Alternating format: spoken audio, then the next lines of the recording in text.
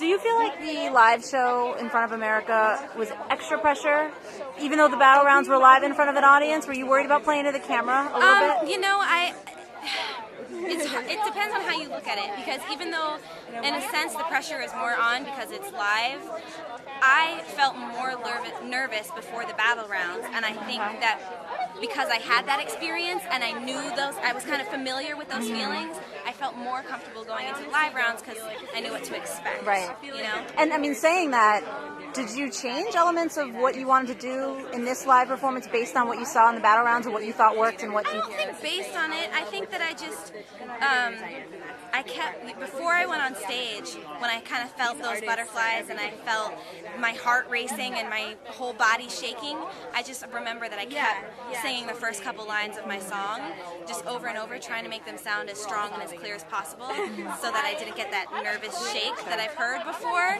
you know, and I can't stand it. And, you know, even though I don't feel that everything was perfect in my performance today, I was so feeling it, and I feel proud of myself in that I feel like I have grown leaps and bounds when it comes to dealing with those kind of nerves, you know? And Blake is so behind you, and obviously your sound. I mean, is it a big part of what goes on behind the scenes, what we don't see, collaborating back and forth with him on arrangement, or are you doing a lot of that on your own? I mean, I think that the artist ends up doing a lot of the arrangement on their own, and then your coach kind of gives their opinion. You know, I came in to the rehearsal with a whole different arrangement for the song that we didn't end up doing because it was this reggae version, and we played it through a couple times, and Blake was just like, you know, what I love is the beginning of the song when you're true to the arrangement of what's on the record, and I want you to stay true to that. And I was like, okay, I appreciate that. You're my coach. I'm going to stand by you, just like you stand by me. And will you do that again next time, or will you maybe say, I want to try one a little bit more my way?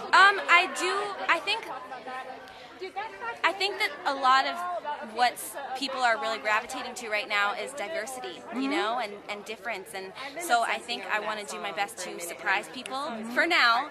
And then the further I get, I definitely want to come back to that reggae thing because that's me, you know, for sure. And it's funny because Moses was saying that both of you have that instilled in you. And I'm wondering, like, do you guys ever...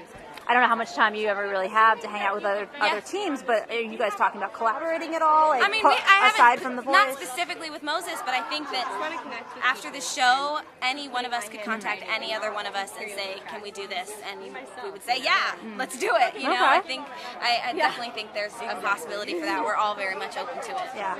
And do you have a wish list of things going forward, that songs you want to sing or artists you want to pay respects to on stage? I had a lot of ideas. I still haven't been able, because it's not real yet, you know? Sure. As much as you can say, I want to be able to move forward, it's not real until it's real. So I don't think I've created that wish list, but I definitely have a lot of ideas, and Blake and I have gone back and forth a little bit, and if I get that far, I'm sure, you know, the right thing will happen. Nice.